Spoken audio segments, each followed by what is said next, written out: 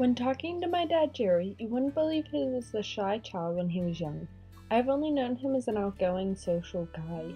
He has always been tall, worn glasses, and has brown hair. He grew up as one of 7 children, being number 3, with 2 sisters and 4 brothers. Since there were so many children, they had to wear hand-me-downs, which he didn't really enjoy.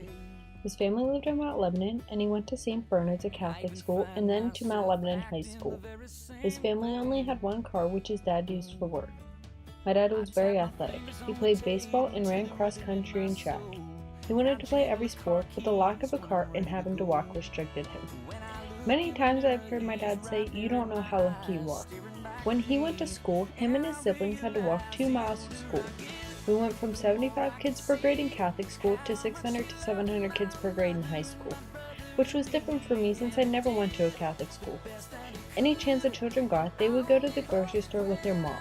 They didn't often do that, so they found it to be an adventure.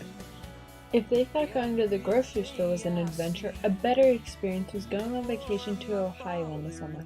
My dad's family lived on McCully Street in Mount Lebanon. Since my dad was young, my grandma was told to have him take a nap and to watch the other kids, so he could go up on the ladder.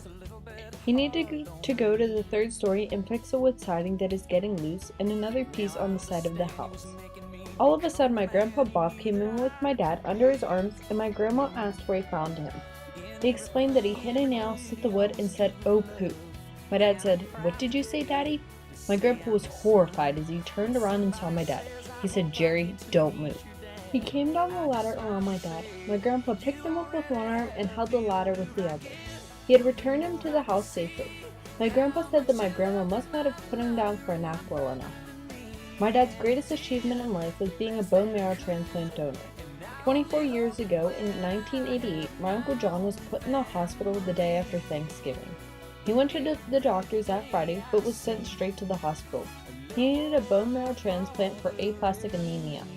All 6 of his brothers and sisters got tested, but my dad was a perfect match. The transplant was on December 21st. My dad had 110 needles put into his hips to harvest the bone marrow out. It was then infused into my uncle. At this point, they didn't know if my uncle was even going to survive. The survival rating at the time was 3%.